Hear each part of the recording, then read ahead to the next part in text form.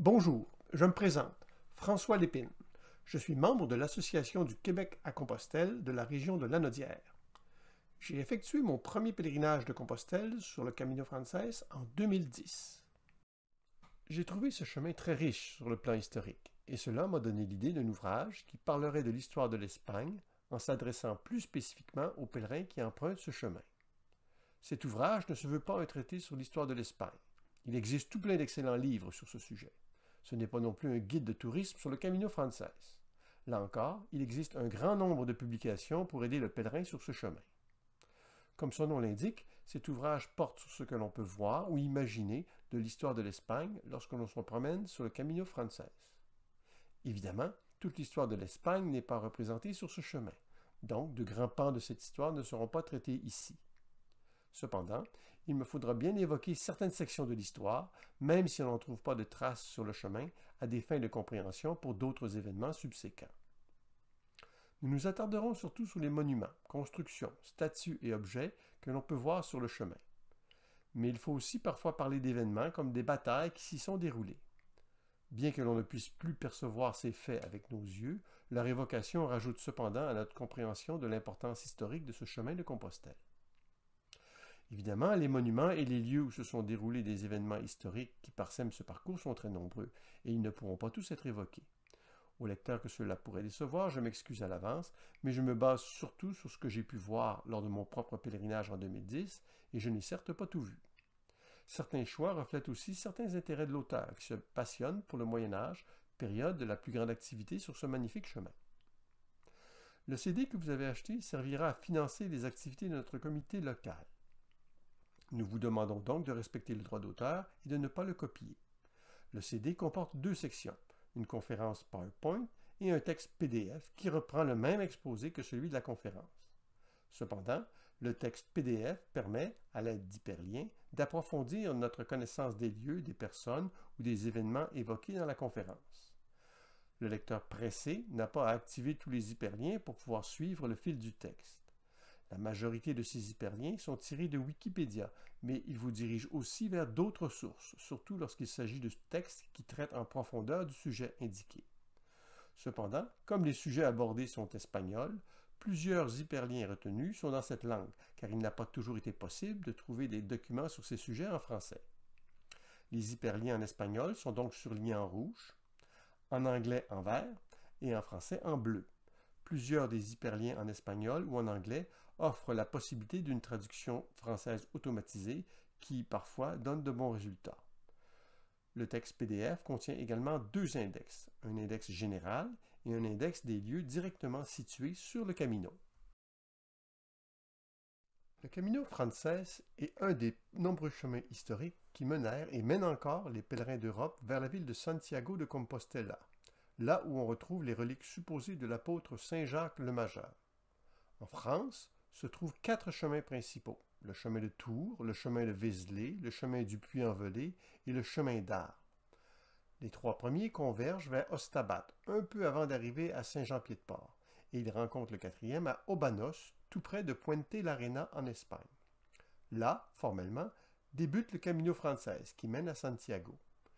Les chemins de Compostelle actuels reprennent le tracé général décrit pour ces chemins dans un des chapitres du Codex Callistinus, aussi appelé Liber Sancti Jacobi ou le Livre de Saint Jacques.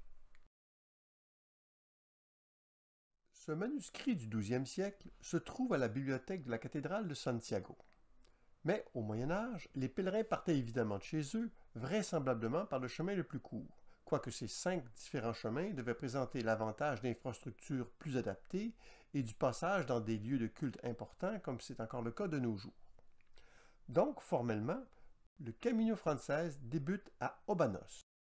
Mais pour les fins de cet ouvrage, nous considérerons qu'il débute après Saint-Jean-Pied-de-Port, parce qu'il y a plusieurs sites importants de l'histoire de l'Espagne dans le tronçon de Saint-Jean-Pied-de-Port à Obanos.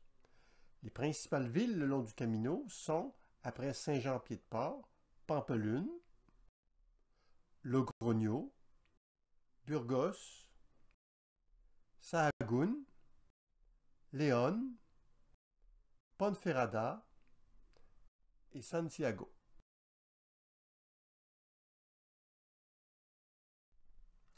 Le Camino Francés traverse 4 communautés autonomes et ces régions administratives actuelles sont un héritage de l'histoire de l'Espagne.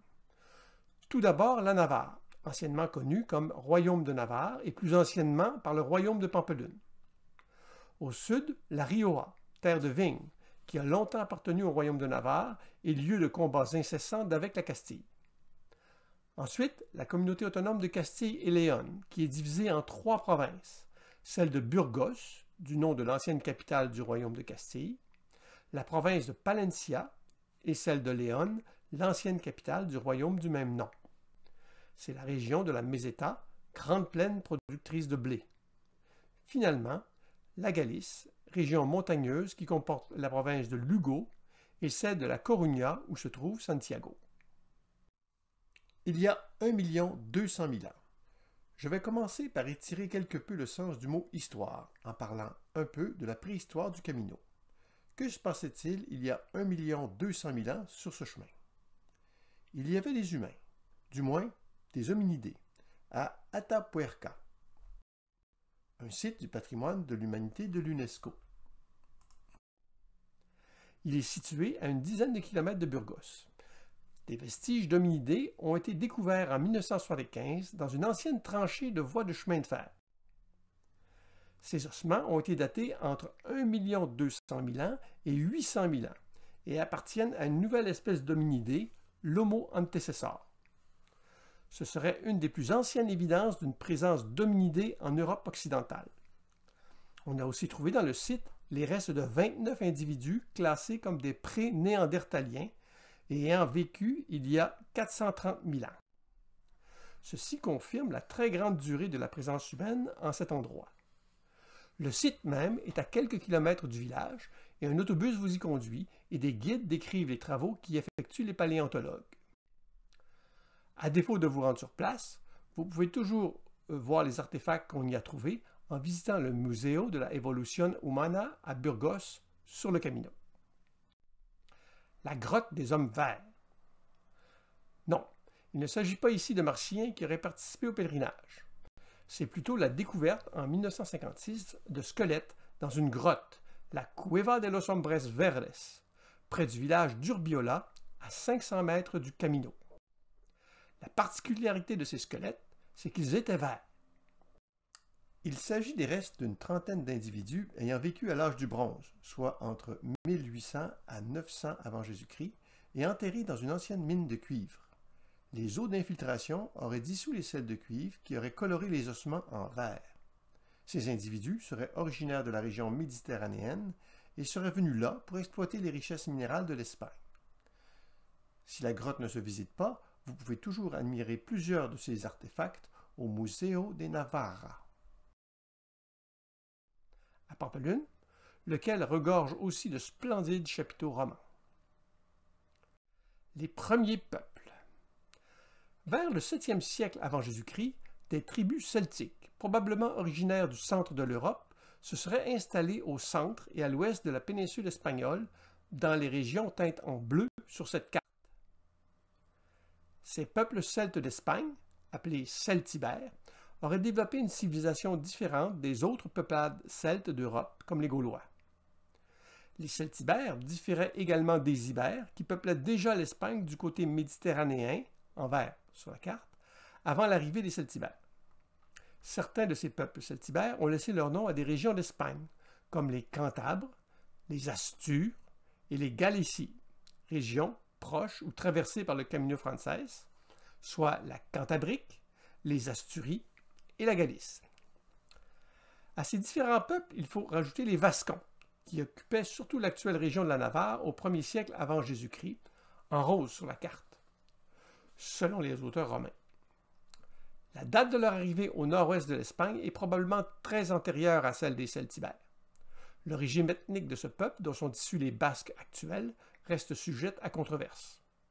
Ce qui est sûr, c'est que leur langue ne ressemble à aucune des autres langues parlées en Europe, comme en fait foi ce panneau indicateur en Pays basque près d'Ostabat. Au sud du territoire vascon se situait celui des Bérones, un peuple celtibère qui vivait sur les deux rives du fleuve Èbre. Parmi leurs principales villes se trouvait Varillas, à proximité de Logrogno, et Tritium Magallum, l'actuel Tricio, à proximité de Naera. À 1,5 km de Viana, exactement sur le Camino, se trouve le lieu dit la Custodia, où se situait l'antique Vareia. On ne retrouve pas de traces visibles d'occupation sur ce site qui n'a pas encore été fouillé, mais au fil des ans et suite aux activités agricoles, on a trouvé un grand nombre de pièces de monnaie caractéristiques de cette tribu, de même que de nombreux autres artefacts typiques des peuples celtibères. À l'ouest des Béronnes se situait le territoire des Turmogidii, aussi un peuple celtibère. Une de leurs principales villes était Deobrigula, maintenant Tardaos, sur le Camino. Encore plus à l'ouest se trouvaient les Vasséens et les Astures. Selon Pline l'Ancien, qui a vécu entre 23 et 79 après Jésus-Christ, la frontière entre ces deux peuples serait la rivière Esla, qui passe à Mansilla de las Mulas. Tout près de cette dernière ville, à Villamoros de Mansilla, sur le Camino, se situait la plus importante ville asture, Lancia. Ces ruines font encore l'objet de fouilles archéologiques. Astorga, que traverse le Camino Frances, était également une ville asture. Un peu après Cacabelos, à 500 mètres du Camino, on trouve le Castro Ventosa, une colline surmontée des restes de fortifications romaines, là où se situait une autre ville asture, Bergdunum. Le Museo Archeologico de Cacabelos expose de nombreux objets exhumés du Castro Ventosa. Ces différents peuples n'ont pas laissé de monuments sur le Camino Frances, mais en Galice, à Ocebreiro, on trouve des palosas, des maisons circulaires en pierre au toit de chaume.